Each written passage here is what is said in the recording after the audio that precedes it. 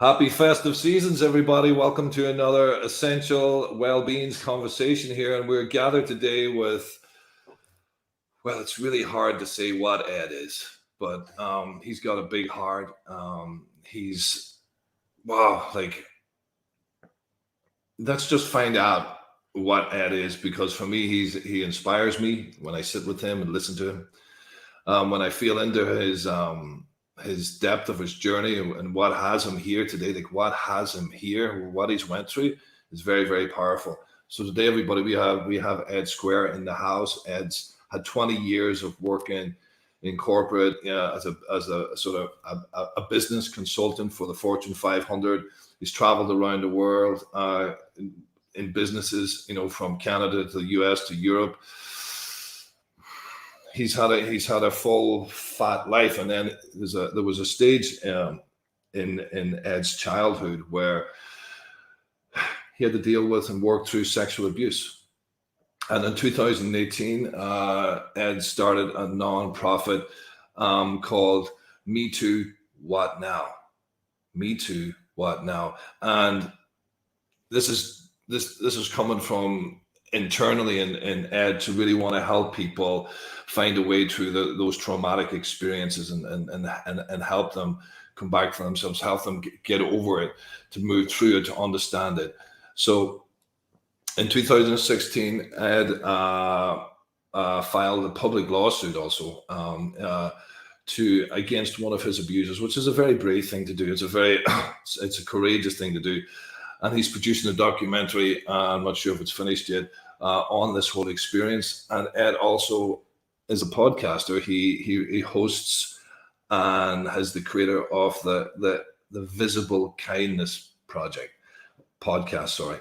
And for me, I'm deeply humbled, and I'm seriously excited. You can't see it, but I'm on my tiptoes here, and I'm ready to go. Ed, welcome, brother. Nigel, I appreciate it. Thank you so much for having me on the show, and really looking forward to having a conversation with you. Yeah, man. Thank you. And you're coming in from Denver? Yeah, I'm in Denver, Colorado. But I have to be honest, I'm a Canadian transplant. So I'm a Canadian boy from British Columbia, Canada. And you can't take that out of me. And I moved to the US in 2003. I still can't get rid of my half my accent. So yeah, but I love it. I love it down here in the US, and it's been home for me since 2003. Wow, man. So yeah, wow. I don't know what it is about Canadians, man, but there's just a softness about the ones that I've met that have made me kind of just kind of melt around them. There's a heart essence. There's a sort of welcoming sort of energy that's there. Mm-hmm. There's a sort of a time. I always felt that they were interested and wanted to listen to me, which was amazing. I thought this was amazing. These people wanted to listen to me. But yeah, man, I didn't know you were from Canada, so that's an extra bonus. But let's get rocking today, man. Like I'm really curious about, I suppose let's start off where, feeling into like where you would like to let us start walking from, either your move to America, your childhood, the corporate world. When do you feel is relevant for our viewers to hear the start of your journey that's important to start from that point? Sure. Yeah. I mean, I really appreciate the introduction, and there's a lot in there, right? There's this business consultant traveling the world, Fortune 500 companies, podcasting and documentaries. How do you unravel all this stuff? So really, I guess the journey really for me begins with, the fact that I was sexually abused as a child. I was sexually abused by my step-grandfather from age 4 until 7, and then from a next-door neighbor around age 8, and then in elementary school for 2 years in grades 4 and 5, I was sexually abused by my teacher, and so were about 90%. 80%, 90% of all my male friends. And so, when as I went through my life, you do like a lot of men do, and females too, women as survivors, we just, tend to think we're okay. Like I'm okay. It's behind me. I'm all right. It happened, and we just want to forget about it. And so, that's what I did. And I had no idea that decades later it would have a serious impact in my life, to the point of where, I just completely fell apart in every way imaginable. And so, and sadly, a big part of the falling apart was just really coming to terms with facing these things when I was hoping that it was all put behind me. So what ended up happening was, over the decades, I lived a very dysfunctional life. And what I mean by dysfunctional is, I had self-defeating habits and behaviors and addictions that it's funny. You don't realize that you have them. There's something wrong. This is bad, but you do them anyway. Cause it's just, when you get to the other side, you realize these are coping mechanisms that help you just survive and get through life.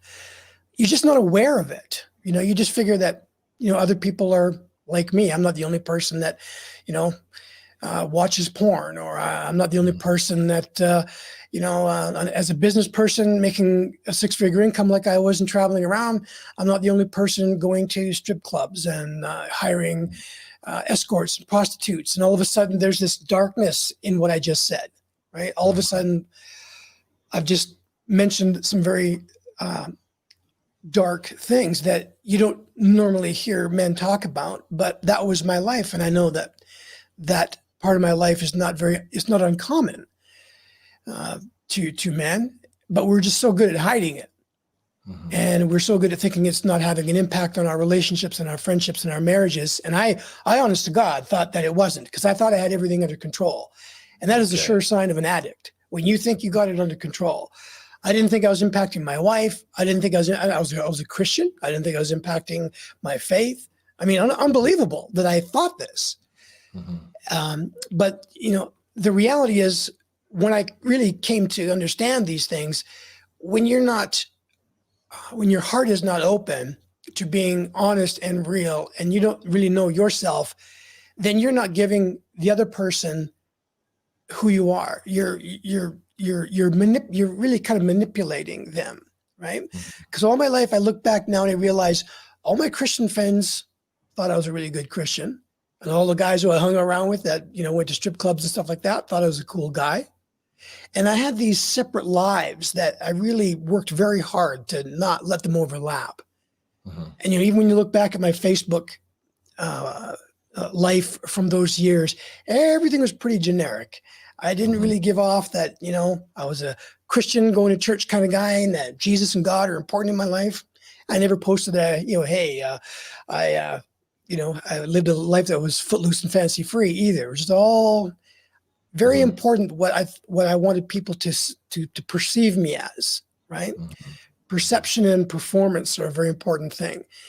And so when you go through life like this, it's a very exhausting way to live. I mean, you are going to burn out eventually trying to hold it all together. And so, I had troubles in my marriage. We just always argued and everything. But I didn't think any of these things were impacting it. I have ADHD. It's something I've had all my life.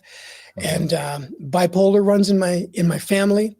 And when you put trauma on top of that, I was diagnosed with complex post-traumatic stress disorder and deep depression and anxiety and all these things. I had no idea that I was carrying these around with me until I just got to the point of where in my career, I couldn't function anymore. And what I mean by that is, when you're consulting at a high level, like I was with Fortune 500 companies and leaders like the C-level and V-level management of companies like the Boeing Corporation, Pepsi-Cola Global, pharmaceutical companies in Europe, and airline industries and big financial companies.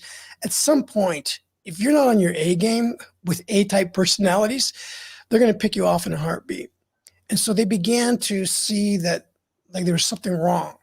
So they would contact my boss and say, hey, what's up with this guy? He just doesn't seem to be he's thinking clearly, or he doesn't seem to grasp. And it really bothered me because they were right. And I've never had a client complain about me. But as the downward spiral happens, I began, drinking a lot after work and mixing uh, prescription medication with these things. Mhm. And in 2015, I just hit, what they call the dark night of the soul. Right? I hit the bottom, and I realized I couldn't function. So that's kind of a snapshot without going into the recovery time. But that was the struggle that I lived with for many, many years, trying to figure out at some point what is wrong with me, and until I finally Wow. hit the bottom. Yeah, as I'm sitting here feeling into, just, as a therapist, I try to, I'm not doing therapy right now, but it's something which I've learned to, kind of allow to happen, is to be impacted by people, and to be impacted by their story, and to try to feel what it feels like for me to experience what it would be like in my body. When you share those years, I feel this loneliness, I feel the tension, I feel this heaviness, I feel this sort of manic busyness. I'm feeling this sort of disconnection from my being, and like a ghost, that's hungry, like a haunting that just Those that's are fantastic words, my friend, to and describe like that. I feel Yes. the sadness in my eyes as I sit there, just to really just kind of understand what that must have been like, and it's like almost since a young age, with learning to bury stuff, to learning to display, and learning to not reveal. This way of life is automatic. This starts to happen. This way of being. I see it so much with clients over the years.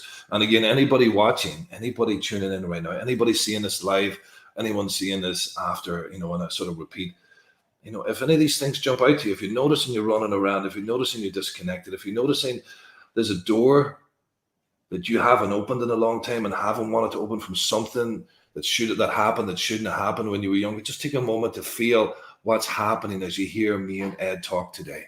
Just noticing what comes alive in you, or what starts to feel deadened in you. Really allowing yourself to slow down and hear the words and feel the reverberation in your body to see if anything's resonating. Because this is real. This happens, people. This is not some rare thing. This is an epidemic in our society. People misusing their power. Vulnerable sections of our community. Getting deeply impacted from the trauma of sexual abuse. So again, Ed, so I'm feeling these feelings as I'm sitting with you, and I'm imagining, okay, things are just like coming undone. They're coming undone, and we need to medicate more. We need to medicate more. Cognition-wise, I'm not firing on all cylinders like I was. Walk us through those last days or weeks or months of where it was starting to no longer be something that you could hide, or that work became something that you couldn't do. I'm imagining after a while. Yeah. So, this was in 2012, and I I had a nervous breakdown. I didn't know what a nervous breakdown was, panic attack. And, I was working for a major financial institution in the US here at the time. And as it was my habit, I was I was very high functioning. So you would have no idea during the day. I mean, this is just when clients began to complain, but still for the most part, I held it together. And when I would get off work, it was, I'd drink, either, on average, probably a full bottle of wine every night. I never got crazy drunk, but I got enough to, just feel good and to get rid of that, just the stress. And then with a few prescription medications added to it, it just numbed everything out. Well, and then a panic attack happened, and I ended up calling my sister because she's a nurse, and just to explain whatever problem I was dealing with at the time. And she clearly identified what was happening with me. And so she talked me down off the ledge metaphorically, right? And she got me to sit down and breathe and stop. And I like the words you said there: slow down, right? Just and the word manic, right? Slow down. And that was an interesting day. And then that same week, I just felt compelled to tell my mom and my sister some truths about my life, because I was just so tired of I got divorced in 2009, and I was married for 13 years, and I didn't have any children. And all those years, I cheated on my wife, and I'm able to say that publicly now because my story needs to be heard. I know that, but I've also, I've had the opportunity to talk to my ex-wife, and tell her all the things that I did, because she didn't even know everything when we divorced. So I went through that process of telling her everything, and I can't imagine talking about this publicly without her, knowing first and whatnot. So those were really big steps for me. And to tell my mom and my sister that, I've been, spending money on prostitutes was I just had to, right? My sister, she's so funny. She said, I always knew you were up to something. I didn't know what it was, but I knew it was something, right? And I said, well, that's sisters, that's what it was. And it just took a huge weight off my shoulders that just somebody knew the shenanigans I was up to. Now, it didn't stop then, because it was tied to an addiction to pornography and sex that had been going on in my life for decades. And so from 2012 to 2015, so for 3 more years, I tried to hang in there, and it just got worse. And then one day, actually, this is interesting. So it was in 2015, around this time of year, in November, December, I was sitting in a Starbucks, and I had a new friend that I made, and he had an organization called the Brotherhood of Men, and it was for men that were divorced, and for the most part that had children. And it was an organization to help men kind of get their lives back, and how to be a dad, and how to deal with the issues of being divorced. And although I didn't have children, one of the big topics for them was, sex addiction and pornography and these things. And so we went for coffee one day, and he said, so Ed, he said, tell me your story. Tell me, what are you all about? And I thought to myself, you know what? I've never told anyone my whole story. And so I thought to myself, I'm going to tell one person for the first time everything. So I sat there like we are on this podcast right now. And I've shared my story so many times. I shared everything with him, and I was really expecting a response from him in a way. I was expecting oh my gosh, and just this huge impact. But, he didn't say much of anything, didn't react or respond. I just got it all out. And he looked at me at the end, and he said, Ed, I really want to thank you for sharing your story with me. I really appreciate that. I just remember taking these huge deep breaths all the time, because there were times in the last 10 years where I literally could not catch my breath, just catch. And I've journaled for many years. I've journaled for about 12 years now. And there was a big stretch of time where I would write every day, I can't breathe. When you're trying to catch your breath, or you're trying to get a good yawn and it doesn't quite happen. But all day long, I was just trying to catch my breath because the anxiety was so high in my life. And after I talked to Zach, my friend, I was able to breathe. And he said, I'd love to talk some more sometime. We should get together. And I said, okay, that sounds great. And he left. And what a moment, man. What a moment to be able to do that, It is. And that's why I encourage survivors to, at some point, you need to tell someone your story. You don't have to do it publicly. You don't have to, talk to an audience, but just with someone that you trust, because it'll change your life. It will set in motion a series of events. Life has really changed for me, and I believe in like things, amazing good things can happen in your life when you really get on top of the truth about who you are. And that's the name of my nonprofit, Me Too, What Now? And the tagline is find yourself, live yourself, give yourself. And that really is, it's the 5 stages of recovery from trauma that I put into 3, into my own words. And finding yourself is coming to that place where you just really, you face the fact that, the phrase Me Too is what that survivors use to identify that I was sexually abused or traumatized. So when you come to the point where you realize, yeah, this is affecting me. And then loss of identity is a common trait or symptom or characteristic of survivors, especially of sexual abuse. You just feel like your identity has been ripped out of you. And that's why over the years, I had these different like personalities in a sense. I just had all these different slices and dices of who I thought I was. And so when you find yourself, you go through this process, and for me, it happened in therapy, of understanding who am I as a person, who am I as a human being. And I think the benefit of being a survivor, because I've always looked at, there's everything happens in life for a reason, is I got to a point where I realized, you know what? I've never really been myself, so I can be whatever I want. I can be whoever I want. So what is that person like? So I went through this wonderful process of just, it was hard, but who am I? And I began to find out this amazing personality that I have that's just as amazing as every other person's personality on the planet.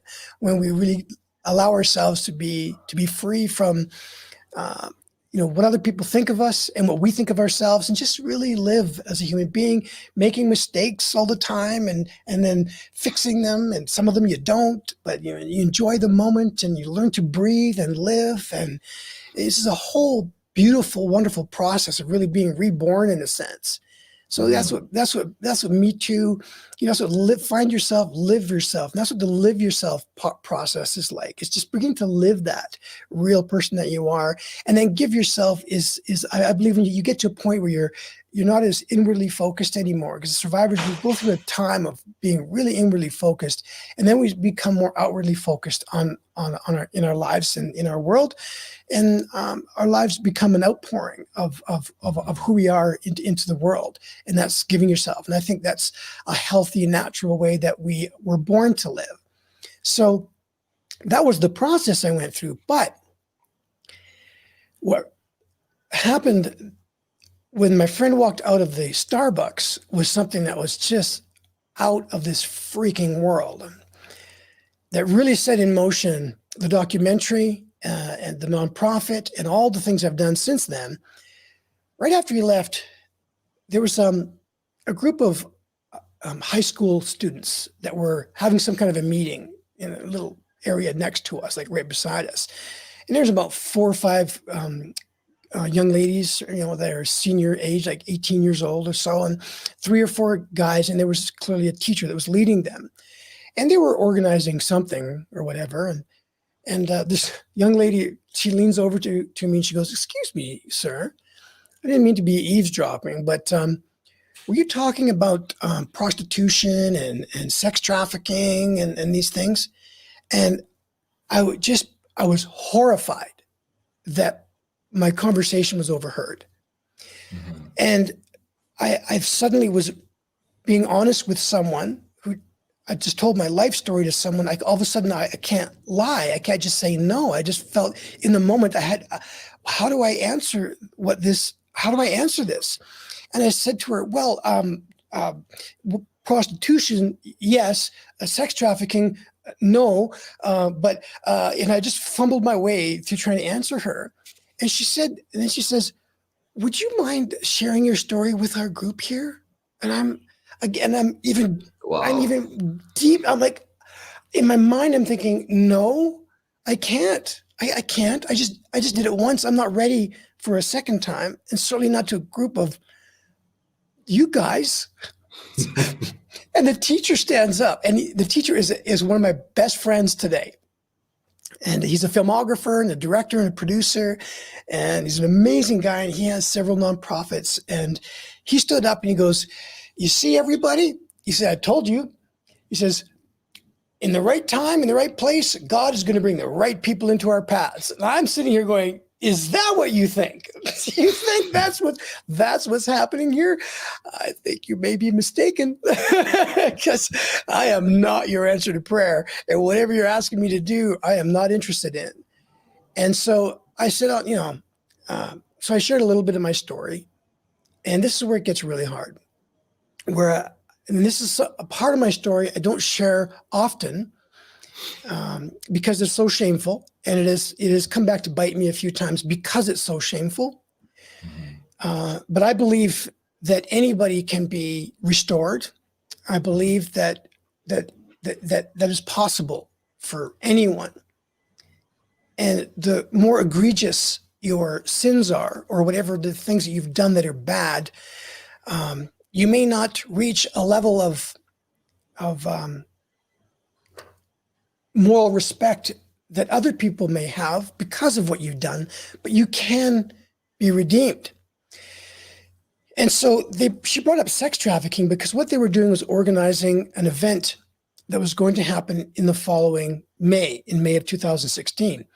And it was a project. It was the first annual event. So they've done it every year since then. And I've been a guest to their event since then. And it was to raise awareness about child sex trafficking in the Denver area, because it's a major hub. Because people come in from the east and people come in from the south, and it's also the gateway into the east. And so it was called Shift, was the name of the event. And they were telling me about that. And I said, well, I'm not sure how I would be related to your event, because I've certainly never been involved with that. It's hard enough for me to talk to you about prostitution. I can tell you, I hired women. And this one girl said to me, she said, Ed, is it possible, out of all the years that you did this, because I started when I was around 18 up until I was till I was about 50 years old. She said, is it possible that some of these places, or any of these places that you went to, might have had underage girls there? And I thought to myself for a second, and it only took a second. And all of a sudden a few places popped into my head, and I'm like, oh my God. There was no doubt. All of a sudden I just was in each of those moments, and I remember how dirty I felt, and how horrible I felt, and how just disgusted with myself I felt. And I said, yeah. And she said, well, let's talk some more later. So, long story short, they invited me to speak at their event. As luck would have it for me, 2 weeks later, I got a phone call from a friend of mine that I grew up with, that lived down the street from me. She and her brother were some of my best friends. Her brother committed suicide when he was 25, I think, 27. And he was an incredibly gifted artist. I need to get his painting up on the wall behind me here instead of that Perseverance one. It's if you've ever seen somebody who's a professional airbrush painter of like animals in the Sahara Desert, or on a safari, or polar bears in the North Pole, right? His talent was just absolutely. He'd be a multimillionaire today, and a famous artist if he was alive. And he killed himself. And he killed himself because of the depression from being sexually abused from this teacher. So his sister, Heather, reached out to me, and she said, hey, Ed, how are you? It's been a long time. I'm like, yeah. And she said, I don't know if you know this, but I wrote a book. And the book is about my journey to try to help my brother to keep him from killing himself, which, as you know, you're a big part of his story, because it was because of this teacher that, abused you guys. And you're actually in the book under a different name, but I used a lot of the things that Jim had shared with me and wrote this book. And I was wondering if you'd be willing to come and speak at a book signing event and a book reveal event that I'm doing in our hometown. And I felt the same way as when that young lady reached over and said to me, "Oh, do you want to tell us your story?" So I immediately thought that I said to Heather, I don't think I could stand in front of our hometown and talk about this and talk about Jim, and I just don't think I could do that. She said, "No, that's okay. Don't worry about it. That's fine." So I thought about it, and I decided to do it. I also decided to accept the invitation from this group, and as luck would have it, the event in my hometown in Canada was in May of 2016. 2 weeks. Oh, sorry. The event in Denver was in May of 2016. 2 weeks later, the event in Denver here was also in May. And so, actually, whatever, I can't remember the order that they were. Denver was first, and 2 weeks later, it was the other one. So I went to the Denver event, and I stood in front of 1,000 people telling my story. Wow. And I wasn't seeing a therapist, and it was a bad idea. And I broke down in front of 1,000 people, and I stood there in my expensive business suit telling this horrible story. And in my mind, I was just thinking to myself, what the hell are you doing? Like, what are you doing? Why are you doing this? Mm-hmm. But it was too late. And so I broke down on stage, and it was a traumatic event, and everybody was very kind to me and whatnot. But then 2 weeks later, I'm on my way to Canada. I'm like, okay, I'm okay. I'm okay. I got it together. But a few days before I go to Canada, I got a phone call from a documentary journalist in Canada. He's a news anchor in the province of Saskatchewan, and he also does independent documentary films. And he's very good at what he does. He called me. He says, I heard your story, and I was wondering if you'd be interested in being involved in a documentary about, answering the question, what are the long-term effects of childhood sexual abuse on adults? And I'm like, oh my God. So I thought, well, I did why not? I think it'd be a good thing. This would be a good thing. It's going to help me. It'll help other people. And I said, I don't know if you know this, but I'm on my way to Canada to speak at an event. He goes, oh, you are? Really? Well, I'm going to see if I can get my crew together, and we'll fly out to your hometown. I'm like, okay. So all this happened without much time for me to think about anything. And then when I landed in my hometown, I just didn't realize what was going on. But he had his full camera crew there. So if you imagine, it's like there's a camera crew, they got a big mic on a boom and holding a light. And I come into the airport, and I didn't even realize that they were for me. I was looking for my mom and my sister. And as I come in, it's like, hey, Ed, hey, welcome, blah, blah, blah, blah. It's like all of a sudden this TMZ, this interview situation going on, and everybody's wondering, oh, is this like a celebrity or whatnot, or what's going on? And I'm like, all of a sudden it was traumatizing. And then they ended up getting in the car with my mom and my sister, and they're interviewing me in the car. And for 4 days, they basically talked about my story and this and that.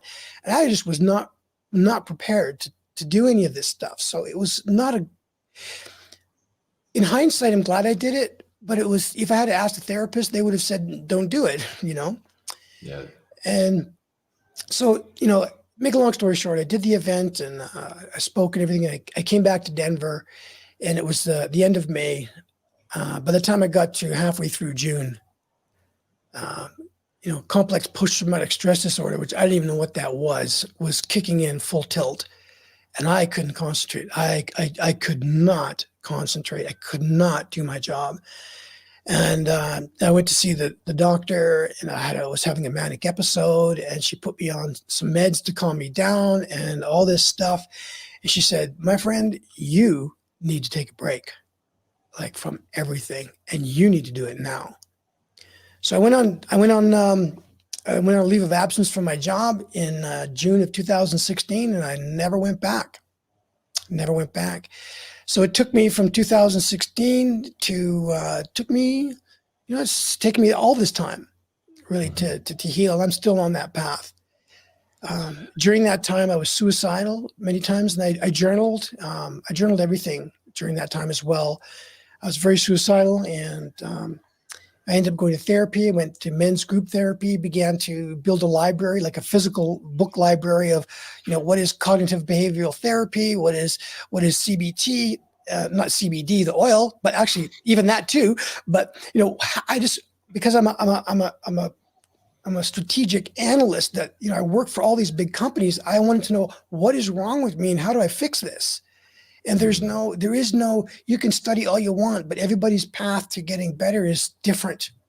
And there's no time limit. And some people take longer than others. Some people are less than others. And it doesn't even matter the type of trauma that you have. It doesn't matter if you're sexually abused once or a bunch of times. It doesn't matter. Exactly. It affects everybody differently. So when somebody says, "Oh, I was only sexually abused once," I'm like, well, don't say only. Don't say only. Only once is all it takes to completely dismantle your life. And if it's been multiple times, it's different, but it's I always lift people up when they think my story is really bad. My story is nothing compared to other people's stories too. I mean, you can't compare your story. The question is, have you stopped to answer those questions? What is wrong with me, and how do I get better? When you are that low that you're suicidal, you're not even thinking that. You're just trying to get through. You're not even trying to get through the day. You're trying to get through the next minute by minute by minute by minute. It's that intense. I just remember just trying to get through 1 minute to the next minute. Yeah. It's just Hey, Ed, so frustrating. During that journey from 2016 to now, what stands out as pivotal moments or conversations with people or therapists or group experience or another random experience with a stranger? Like, what stands out is like little moments that kind of that pave the way to the possibility of change and connection with yourself. Well, that's an awesome question. So I would say from a therapy point of view, I went through a number of therapists before I found a good one, and that's part of the program as well. And you need to be kind to yourself is what I tell people, because that's what I was taught. Go easy on yourself. It's going to take you some time to find the right therapist and get a good rhythm going. So it's okay. I remember sitting with this one young fellow, and he was his late 20s, and I thought to myself, "Oh, what the hell is this guy going to know?" Right? I mean, what's he going to know? Book smarts? Like, I mean, I'm sure he's got some experience, but I mean, I got serious issues here. Like, so I was talking to him about my addiction to pornography, and he was asking me what kind of pornography and this and that and this and that, asking me about my abuse and everything. And I'm like, okay, like, where's he going? I mean, this sounds like it's on his pad of things he's supposed to ask a client, right? And he said, you know what, you must be, I don't know, how did he put it? It was like, I was very angry, right? Part of my CPTSD is outbursts of anger. Like, I used to threaten to kill people. Is what I used to do. And that's one of the reasons why I ended up getting off my job. There's a whole story about triggering and threatening people to hurt them really bad. And so, I just had a conversation. I said, I'm so angry, right? I'm just so tired of being angry. Like, I'm angry that my life was stolen from me. I'm angry that I didn't deserve this. I'm angry that I had nothing to do. I'm just so angry. And I don't know, how do you answer that question as a therapist? And he had the right answer. I couldn't believe it. He said, I'd be angry. I thought, okay, well, great. He says, but have you really allowed yourself to be like really effing angry? Because he says, if I were you, I'd be totally effing angry. You don't seem to be that angry. I would be messed up, holy crap, out of my mind angry. I said, well, now that you talk about it, yeah, I am that effing angry. And he said, Ed, have you ever allowed yourself to be as angry as you effing want to be about this? Because how can you possibly not? He said, here's why I'm saying this. Because in the healing process, before you can grieve something that you've lost, you have to be effing angry that you lost it. He said, you need to be angry, be as angry as you want. Don't hurt anybody. Don't get behind the wheel of a car. Don't try not to drink, but just allow yourself to be as angry as you want for as long as you want. As long as you want. He said, because I'm going to tell you, you can only do that for so long. And then you're going to just be so completely done with being angry, and you're going to want to move on. And you can't move on until you allow yourself to do that. So that was one thing that I did. I thought it was just great wisdom. And so how can you be angry anymore if you did all the angry parts? It's like, okay, well, what next? Now what? Now I feel like crap. My life is destroyed. What next? So from a therapeutic point of view, that was probably a big turning point. The other thing that happened for me outside of therapy was when I was on disability for about 6 months, I wanted to do something so I wouldn't lose my, just the thinking capacity that I had. As being an analyst and a consultant and working at a high level, I just didn't want to just always be thinking about therapy. And I'm just 100%, all I do every day is work on therapy. Mm-hmm. And so I found out that, so what I did was I started a nonprofit, and I did this under the guidance of my therapist, just really small, just me. It was my worship pastor from my church who was on the board of directors, and another friend, and that's it. I just wanted to do that. And if I can't handle that, then I'll quit. I won't do it. And so what that did for me was it started MeTooWhatNow. And, my worship pastor at my church said, Ed, he says, you have such an interesting story. I mean, you were this consultant. I was a top-ranked national barefoot water skier for many years. I just traveled the world, all this stuff. And he said, you should vlog your story and put it on like YouTube. And I was like, really? You think that's a good idea? put my horrific life out there on YouTube? I don't think so. And I don't own a camera. Never mind the thought of actually doing it. But I don't know anything about YouTube and vlogging. But so I took up social media as a hobby. Right? Whenever I went into these Fortune 500 companies, I didn't always know the answer. So I had to research and figure out, how do I consult and advise? So I thought, I'm going to figure out social media. And I got a camera and I started, and I thought, I think this will be a good thing. So I began to create a YouTube channel that, it's still going today. I just posted on there yesterday.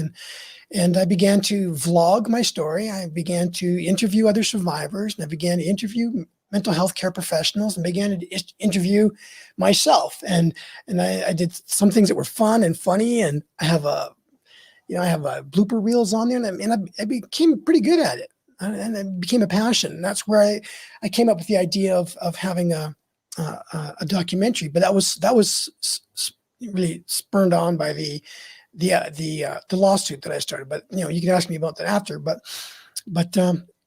when I began to get out there and just talk to people and hear other survivor stories and share my story over and over and over and over again, that was the next thing that happened. So being angry and then just telling my story as often as I could and hearing other survivor stories, it just really changed my life.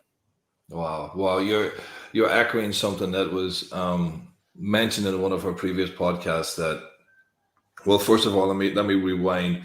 A lot of the things I notice in the world as a being who used to do this, and as a therapist who helps other beings realize that they're doing this, is giving from their deficit, giving, overextending, and posturing or compensating in some way for this deep, empty, dark hole of not enoughness.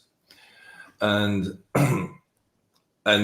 the process, the gift, one of the gifts I see of process, whether it's addiction or whether it's dealing with the trauma that caused addiction or dealing with the trauma from sexual abuse, is if you hit rock bottom, there's not that many options after that. And there's a way where there's a deep invitation to go inward, to be able to meet those deficits, to meet those insecurities, to sit with them, have a cup of tea with them, give them a meal, let them stay for a while.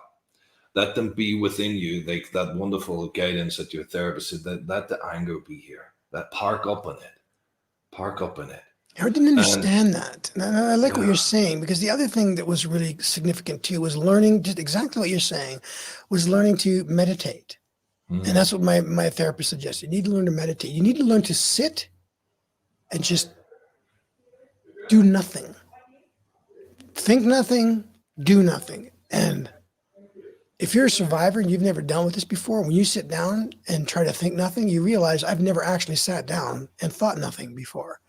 And you have racing thoughts. You can't shut it off. And it's a whole journey itself. And that has transformed my life, I think, more in more ways than anything. I meditated before I got on this show. Right? I do it every day. I do it. This is a regular part of my life. I don't even think about it. It's just embedded into what I do. Yeah, there's something very powerful in that, but there's something even more powerful about the journey into that, because it helps you get the next stage of healing, which is in service. But the servitude is not coming from a deficit, it's coming from a resource. It's coming from a sort of an abundance of sitting with, being with, leaning into, accompanying these disowned parts of the self. So the giving is not to hide it or to compensate the heavy, lonely harshness. It's actually coming from an abundance from the self. And then the giving or the servitude is part of the healing process, giving back. And there was Michaelis, a lovely man who was on here, who has a very unique way of working with 12 steps, talked about that. That was an important part of his journey, where he was it was helping his healing by being of service to others. But the problem is that I find that if you haven't done that work first, that you parked up in, that you were able to focus on and feel into, it's hindered. But when you do it the way that you did it, then it's not so it's not the repetition of the overextension from the business world. It's not a repetition of trying to distract yourself from yourself. It's an outpouring from the self, which is so gorgeous and so great to hear that you got that, man. Yeah, I'll tell you, it's I had such a driving force behind me all my life to want to be something. Right now, we all have desires and things that we want to do and goals and aspirations, but it's the motivation and the agenda behind why you're doing what you're doing that makes a big difference. You can have a motivation to want to make a lot of money for different reasons. And I had made $1 million in my career, and I had spent $1 million. Absolutely no respect for the money that I made. And, my best man, when I got married, we were barefoot water skiing buddies from when we were in our 20s. And he was a world champion at the time, as a matter of fact. And he was a U.S. Ski team captain. And he went on in life to become, not in the ski business, but just in business. He went on to become, let's put it this way. I don't know how many, he's got, Lamborghinis, multi-million-dollar motor coaches, 20,000 square foot. I mean, he's like a rich, but he's so grounded. But even his wife are just such great people. He was just so classy. Money was a driving motivator, but they wanted to make money so they could be free to be parents to their children, so they could be free to give what they wanted to do, so they could be free to travel the world and help and speak and do all these things. I wanted to make money because I wanted you to know that I made money. Yeah. When I lived in Paris, I like telling you I lived in Paris. I used to like telling people about my career because, man, it was sexy, right? I was a consultant, and I lived in Geneva, traveled did all these things, and it was my identity. And then when that went away, I'll never forget the first day I went to a coffee shop when I was let go. And the guys, and I used to go to the coffee shops early in the morning because I couldn't sleep. And I wanted to go at a time when there wasn't many people there. And when everybody came in for the morning coffees, I was gone because I was just so distressed. This one barista said to me, he says, so what do you do? I was completely unprepared for that question. And I thought, like, I can't say I'm this consultant anymore because I'm not. Like, I was just in my mind, like, what the hell do you do? I'm thinking I don't do anything. And so I looked at him and I said, I wish this was on camera because it would be a great scene. I looked at him and I said, I don't do anything. So he didn't know how to respond to that. So he looks at me and he goes, "Yeah, well, are you retired?" And I looked at him and I'm like, "No." He says, "Well, are you a service member?" And I'm like, I just had this confused look on my face because I'm trying to grapple with the fact that I had nothing to say. I said, "Nope." And then he looked at me and he goes, "Well, that must be really nice. Think about it, Nigel. To do nothing? What a privilege it is to. When was the last time you did nothing?" What I was doing, I was trying to figure myself out. And I looked at him and I said, "You know what?" I said, it is nice. It is nice. Sorry, what were you going to say? Yeah, no, it's, you remind me of my therapist, because, it's like, he says, "Nigel," he says, "we start the work when you slow down and when you don't know." He says, when you don't know, because you've always known. And he says, when we get into that, when we cross into that threshold of not knowing together, and in that place where who am I, starts to, be in the atmosphere and to kind of lean into that and bathe in that. Then you challenge all these sort of renderings, of what you present and what hides behind the rendering, and again, anybody watching out here, look, this is we do this as human beings, right? Well, what a wonderful moment in time where you sat with that question, Ed, where the barista he's just doing his thing. He's just trying to be nice.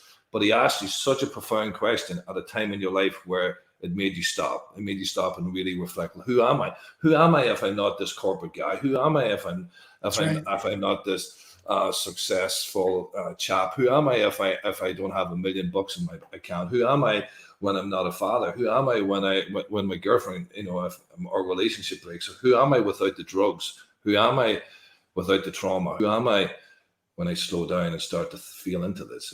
It's I think everybody. Well, my prayer, for the world is that we all take time at some stage in our life to really feel into that. Find yourself. Yeah, find yourself. Something you said earlier, like, who am I? But who are you not? Who are you not? So check this out. So now what I like is, like, it's real easy for me to say I'm a podcaster, make documentaries, I'm a this, I'm a that, and I could give a rip anymore. I don't want you to look at me and go, "Oh wow, oh gee," it's everybody loves to receive compliments, right? There's nothing wrong with that. But I don't want to be puffed up about what I do. It's like it's just what I'm doing right now. It could be different tomorrow. I mean, and sometimes people will ask me, "What do I do?" And I'll say, "Well, what do you mean? like what are you asking? Like what do you mean?" And they say, "Oh, like what do you do for work?" Well, I do a lot of different things. One thing I do is I mountain bike. Love mountain biking. They're not expecting that. I love.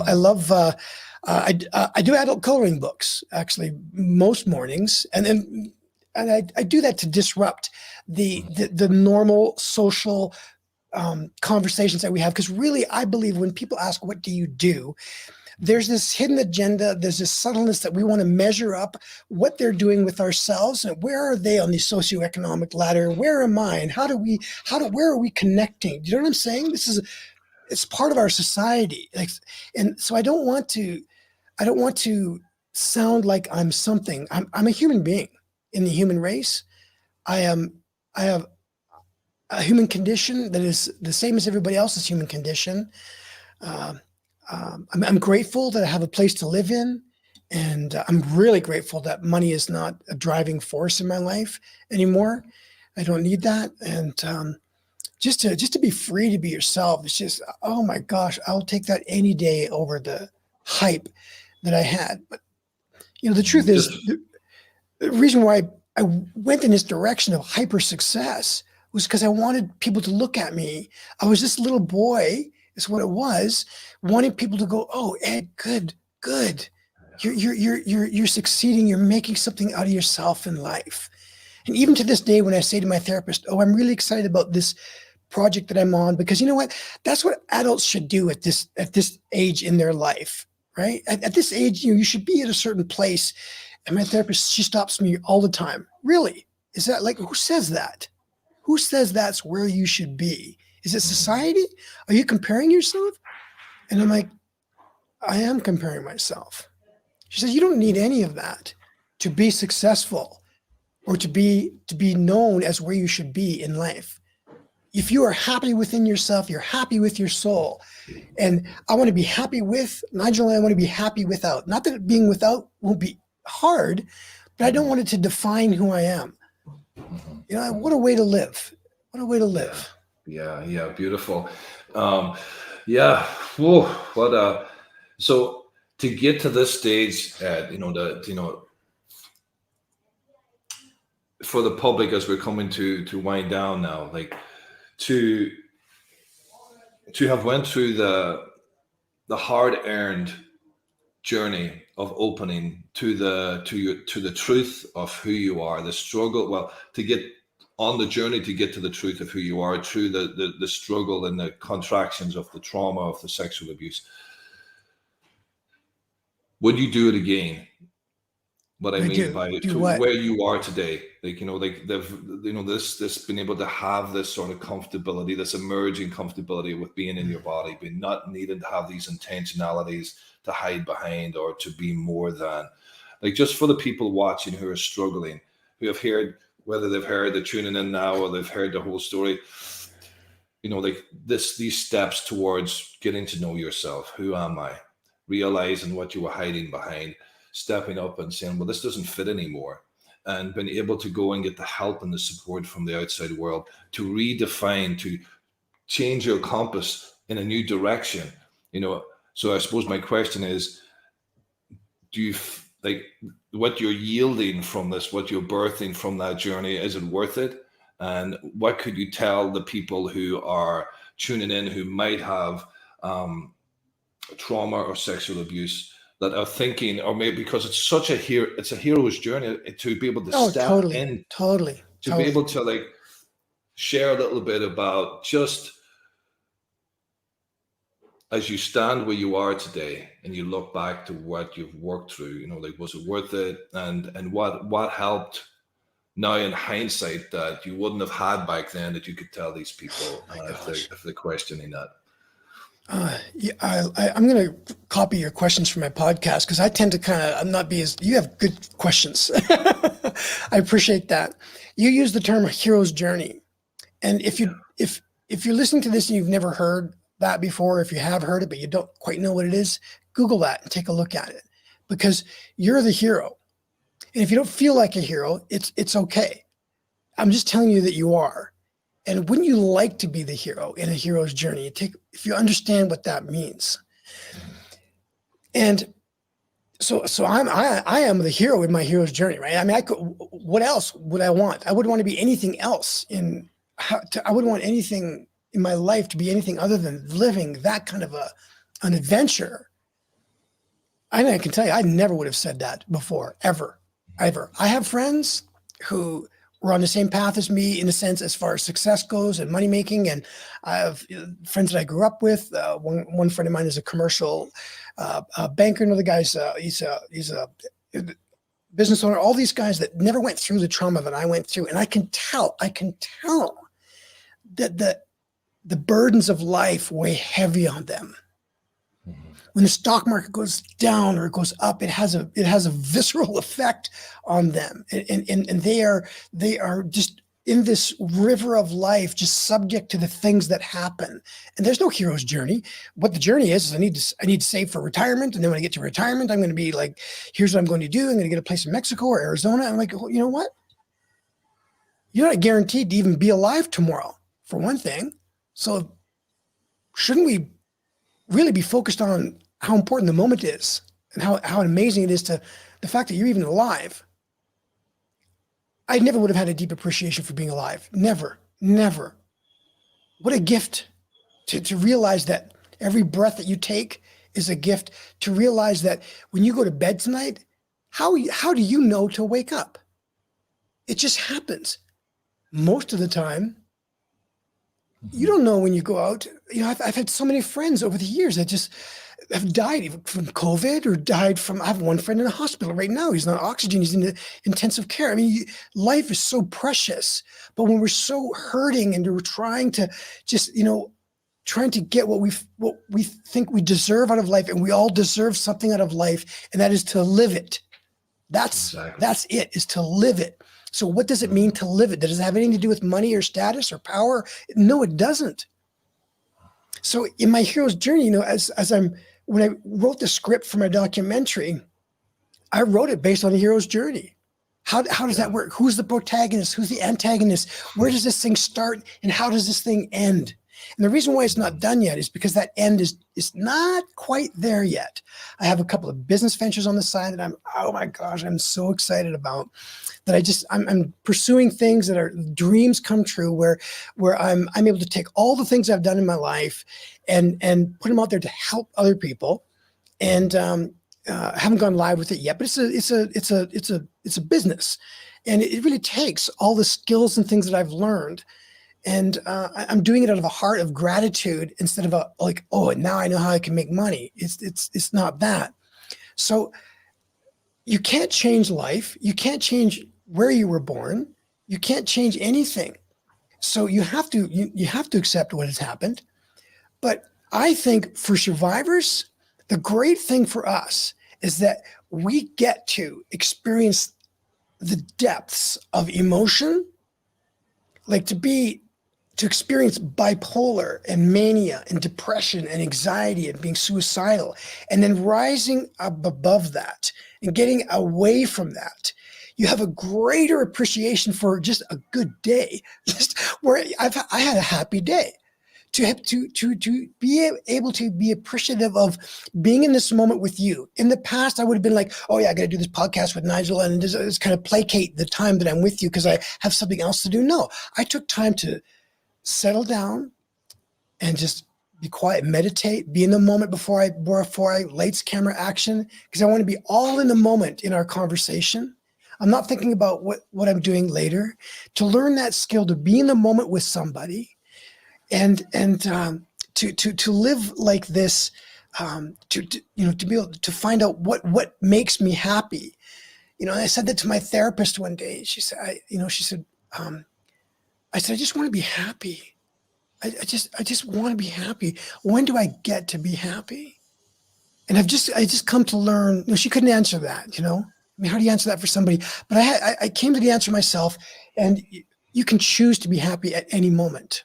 And I'm not saying that like it's, some kind of motivational bullshit thing. I mean, you literally it takes work to learn how to be happy.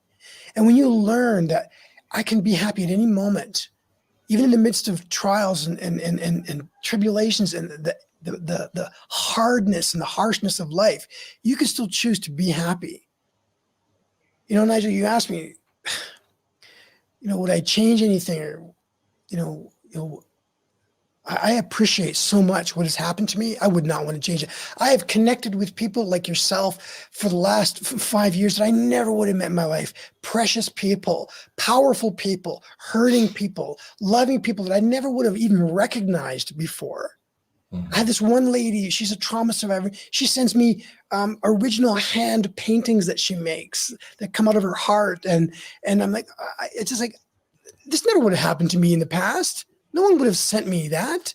And so people are sharing their lives with me in ways that never would have happened. And so life is full, and life is in the midst of COVID and the things that are happening, oh my gosh, I vlogged my birthday last year, and it was in the midst of the lockdown. I thought, I'm going to have a birthday for myself. So I went to the grocery store and I bought a cake, and it was great big sheet cake. It said, "Happy birthday to me" on it.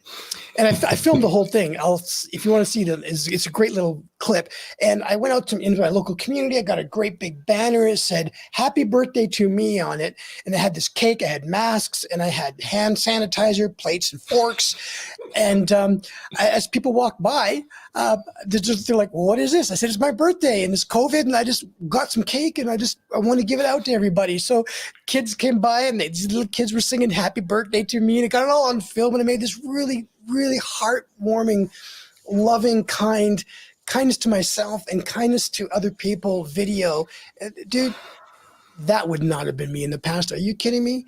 But it brings Wow. smiles onto so many people's faces. Happy birthday to me. What a great idea. And it's like, it's just, so my life has just really become something I love to live now. I really appreciate you asking me that question. I really appreciate you having me on your show. I'm very grateful. So thank you very much, Nigel. And like I said, I know we're live here, but dude, you got to come on my podcast. You got to come on Visible Kindness. I would love to have you. Well, that's going to happen. For sure. It would be an honor. But I'm just again here, again sitting with the lived experience of sitting with you, Ed. And really and taking in, just this choice of avoidance and despair towards love and togetherness, that you're bringing into your world, and just feeling that choice. It is a choice. It is a choice the courageous choice to choose that. It's not. And I have bad days, Nigel. I mean, I have bad days still, right? I mean, I'm really in the moment. I'm having a good day right now. I'm actually on a cleanse. I've never been on a cleanse before. I haven't had alcohol, sugar, or wheat for like 30 days. And I'm like, wow, apparently if you have ADHD, it really alleviates a lot of your problems. And so I'm just really on a high this month because I feel so good because I'm eating and looking after myself and self-care, baby. It's self-care. I'm horrible at it. Horrible. But, it's, like I said, I have my bad days still. So I don't want to give off the impression that, everything is wonderful, but life is more wonderful than it is not wonderful. I can tell you that much. Yeah. Nice, man. Wow. Yeah. It's not a rose garden, but when the sun comes, you can really appreciate it and not be disconnected from the beauty of it and the beauty that you're given to the world with all the, so we got MeTooWhatNow, and we got the Visible Kindness podcast for anybody who's watching to get more information about what Ed brings to the world to help people who are surviving sexual abuse and trauma caused by that. And Ed, man, thank you, brother. Wishing you a great festive period, and my door will be really open, and I'll be waiting for your invitation to get on your podcast. It would be a real honor. And I love it. Thank you. It'd be great. Thank you for the exchange. Thank you, everybody who's watching. And again, if anybody feels that any of what we've said resonates, if something's coming alive in you as you hear or talk or something that feels heavy or deadened, listen to that. Reach out to the well-beings or reach out to Ed. All his links will be in the feed. Don't be alone, especially don't be alone over this festive time. We all need each other, but yeah, sometimes we do get stuck. Sometimes, and we all struggle at some stage in our life, but we don't have to be alone. Happy festive time to everybody, and Ed, thank you for giving me a festive. I feel like I've just had a roast chicken and ham and stuff. It's the cleanse, man. It's the cleanse. Well, I really appreciate it too, Nigel. Thank you so much. Thank you, my man. Have a good one. See you soon. Okay. Everybody, all the best.